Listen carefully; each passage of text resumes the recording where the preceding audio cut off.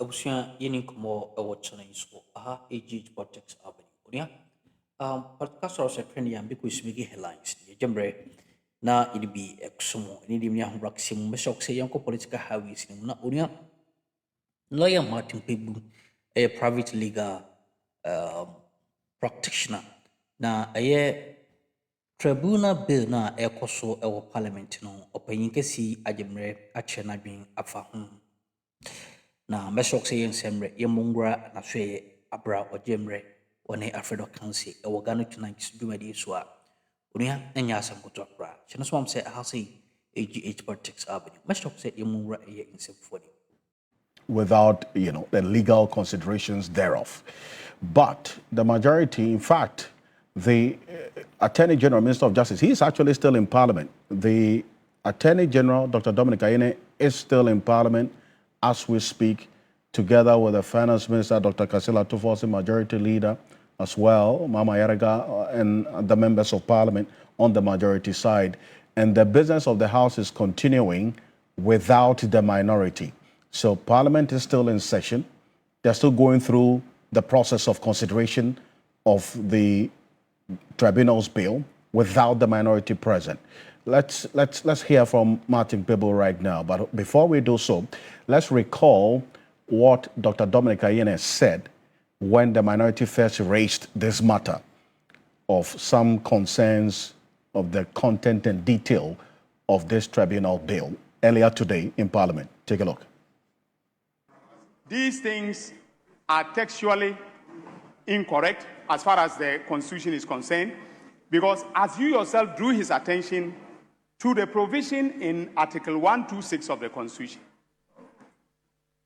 and 142, but let's start with 126. It provides an integrated judicial system that includes regional tribunals. And that also includes such lower courts or tribunals as Parliament may by law establish. And Mr. Speaker, this is exactly what we are doing. In terms of the regional tribunals, what we are doing is just simply amplifying the provisions of the Constitution in 126 and 124. In terms of the district tribunal, what we are simply doing is implementing 126 by creating a lower tribunal that will deal with criminal matters that have been specified in the bill, including those of illegal mining. So, Mr. Speaker, we are not creating a parallel justice system. We are simply amplifying what is provided for in the Constitution.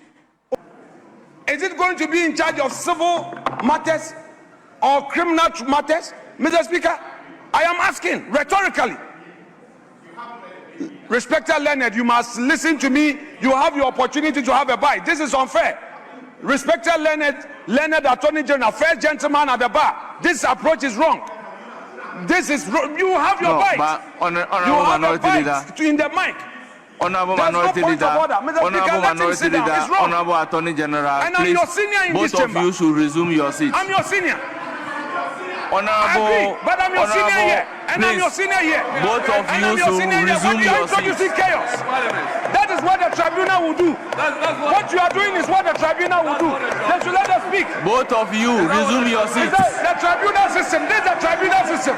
This is the tribunal Honorable system. Minority Leader, Attorney General, both of you should resume your seats. Tribunal system of justice. Tribunal system of justice. That's what you are practicing.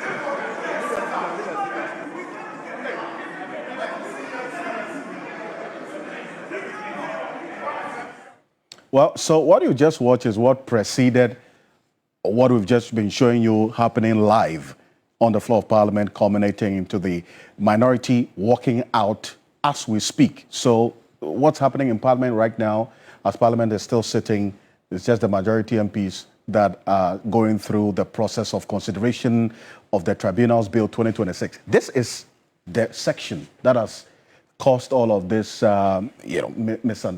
disagreement that's led to the minority walking out. And it is this same section that led to the head count. There was actually a voice vote, and the minority said, look, they are not convinced about the voice vote, so they asked for a head count. The head count is what led to the majority now represented by 135, including the first Deputy Speaker, who also had a vote as a result of the case that Justice Abdullahi tested at the Supreme Court, whether or not a presiding deputy speaker has a vote when it comes to the business of the House. So, yes, Bernard Ahiafo did vote that this section must stay. That's what led to it. And you heard Afenema Queen indicate they counted the NDC MPs in Parliament. They were not up to 135. But then again, well, the result of the head count is that NDC MPs, or the majority side, 135. This is it. In furtherance of Clause 2 of Article 125, Clause 1 of Article 126, and Article 142 of the Constitution, there is established by this Act the tribunal system, which consists of a regional tribunal and a district tribunal. 2, subject to the Constitution, this Act and any other enactment, a tribunal shall operate as an independent body and presided over by 2 lawyers and 2 non-lawyers. That is where the issue is.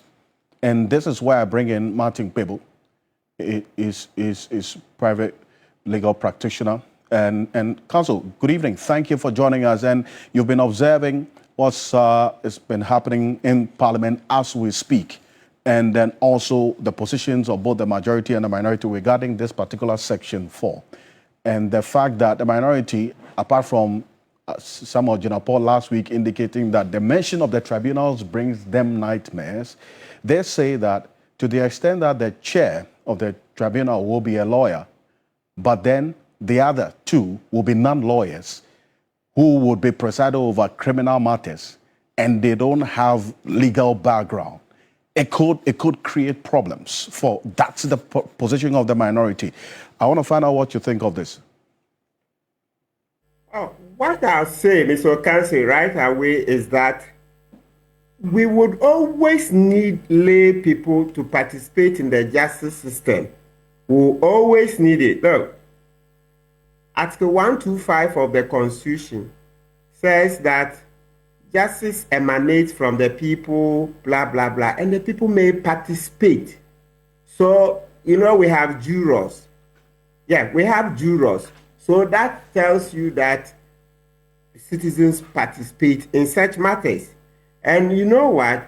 Using jurors did not start with Ghana, right? We've had jurors for several hundreds of years. I can remember in the US, the way the second president, John Adams and co, fought to have the jury system established in the US. You know, a lot of the initial pilgrims in the US, they came from England, etc. So they copied what pertained in England. And to date, you see that the Americans have made it better. Look, and let me tell you, it's not only in Ghana that sometimes you find lawyers saying that non-lawyers should not participate in the justice system. In the UK, just earlier this year, they were attempting to abolish the juror system. The way people came out and lashed out at the Deputy Prime Minister, Lamy, and co. So they recoiled. So the good thing about what lawyer Afenyo Markin is doing is that it will serve as a warning to government in choosing the tribunal chairman and other panel members not to choose hawks, die-hard NDC people. You don't want die-hards. When a die-hard is a judge, it is terrible. He can't hide his party affiliation. So Afenyo and the minority, their noise is good. It's good for our democracy. It is nice to warn that this is not an opportunity for die-hards, that's party hawks, to be appointed, but moderates, because listen, you can't run away from it, that in such appointments, people who are affiliated to the NDC will be appointed. It's unfortunate, but that's the way it works all over the world.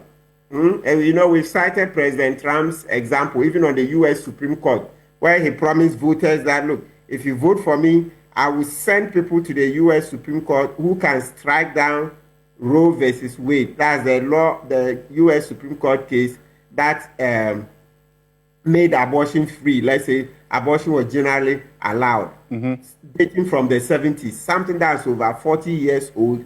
Yet Trump, as an electoral promise, said he will appoint people to the U.S. Supreme Court to do that job, and he was able to do it. So, and even Ghana here itself, if you go back to our history, we've had lots of judges who have had one political color or another, from Edumua Bosman and Co, Olenu, many Supreme Court. So the noise is good, so that no die-hard. We don't like die-hards.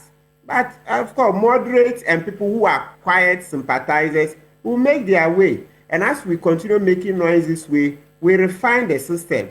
As for the tribunal system, we cannot say that it shouldn't come on, but rather the debate should be how we will get the best of our citizens to go in there, the best, so that it won't be a party agenda, like what Abu Jinapo mentioned, which is that you get some party apparatchiki who will go and occupy those. And as I said, as for saying party apparatchiki, if we say, party apparatchiki will be appointed, it is farcical. It won't happen. That's, in other words, party people will get it. But ones who are very moderate, ones who put Ghana first. So you see me saying this. We all know that a year and a half ago, election 2024, said vote for NDC, vote for JM, etc.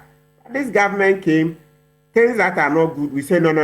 Like the way bail is being weaponized now. You see, I've joined the crusade, we are talking against it. So you need people who would put Ghana first, but not party affiliation. Our party needs to jail 100 people so that the next election will look good. So no matter how, just jail anybody. No.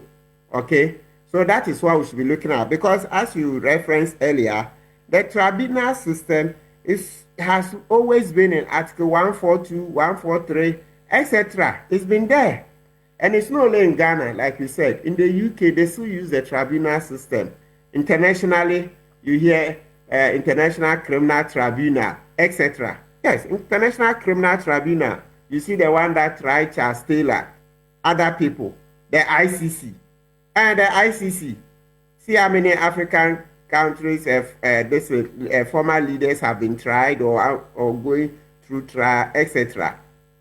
So our key thing should be the persons who will be appointed and other things to make sure that it works. So in that line, if I have a minute or two, may I mention that even though on Saturday I was excited that if you look at the Schedule 2, when it comes to the Galamsey cases, they say that when the trial starts, they should finish within 42 days. But now it's been clicking me that, it appears 42 is too ambitious. So, because even the developed countries, the UK, etc., some of the cases you have, 6 months. So this 42, it has caused me to now think whether really we can do it. Yes, because NDC have the majority, they can pass it. But you're asking yourself that, how many trials can you finish within 42 days? 42 days. You look like too much of stress. And other things we can talk about. So these are the conversations we should have, how to make the system better. But as for saying there should be no tribunals, no. And like this other argument, it's just like in the when we're in the military regime. Yes, Chairman Rawlings and his people, the soldiers in Burma camp, they had free reign. They could come into town, a big person could go and report you, then they'll come to your house, and then take you to Burma camp, discipline you, etc. The same Chairman Rawlings, when we started constitutional rule, you see that practice of soldiers coming to brutalize citizens willy-nilly has died down. Now we still have it here and there, but if you compare what was happening before the Constitution 1992, you see that there's been... In this whole exercise, is to create a system where people would be pronounced guilty even before their case is properly determined. No established procedure of ensuring fairness. And it is not only the minority that is complaining. Today, organized labor has come out loudly to re-echo its position on this matter. That we don't need a tribunal system in our country anymore. Tribunal system, we know, what happened in the PNDC era, where people were targeted, assets were seized, and those people who claimed they were tribunal members enriched themselves. We know that record of the NDC. Their predecessor, PNDC. So we, the minority, have left the chamber because the majority leader decided to shut the door. In Parliament, we believe that in all situations of disagreement, there must be a window to discuss, to raise the concerns. But once the majority leader makes a strong pronouncement that whatever the case, they will not listen, they will use their numbers to pass the bill, then there is no point again. Every other effort will be rendered odious. Every other effort by us will be rendered nugatory. You recall that earlier in the day, when we raised this issue, the majority leader, realizing that he didn't have the numbers, immediately called for suspension of the House. So he used the 5 hours to marshal his members into the chamber. Even so, those present were not even up to 150. They were 113. We, the minority, counted. They were not up to. Yet, those who counted claim that the NDC members were more than that. You are the media. You can get in and do your own check to validate what we are saying. We tell you truth. We will not say anything outside of the truth. So it is clear that the Ďǒoměď syndrome has set in. They don't want to listen to anybody. And this is for say, Ďǒoměď. Omu disa choboy, sesebi, asem tu obi, no omu kobo obi kwedua. Omu asese omu party member se, omu kodi nase. Omu ko sizin krofo eja padie, edi krofo ko tu efiase. Omu endi omu asem yi. Yen na yen yim say ye court system no wo hoda. Ghana no ye wo district court. Ye wo circuit court. Well, so that's Alexander Avenyo marking the minority leader, a photo member of parliament, addressing the press as we speak, outlining the reasons why they just walked out from the chamber of parliament because of the disagreement with that particular section of the tribunal's bill under consideration in Parliament as we speak. Parliament is still in session because of this tribunal's bill. It's generated some, conversation since morning when this entire process started, with now the minority walking out of Parliament. Martin Kpebu is private legal practitioner. He's been watching and listening to what's been happening in Parliament as we speak, with the minority walking out because of that particular provision, that portion of the tribunal's bill under consideration as we speak, that it will be constituted by 2 lawyers and 2 non-lawyers. The contention of the minority is that the non-lawyers cannot and should not be presiding over criminal matters because they do not have the privilege of learning the law and, as it were, determining criminal cases. We ain't some horror team course or channel so. Mammy and what's so Ďǒoměď. That's an so party. Ya dumbi edumenia. Yeah, Ibishia na ya smoke question.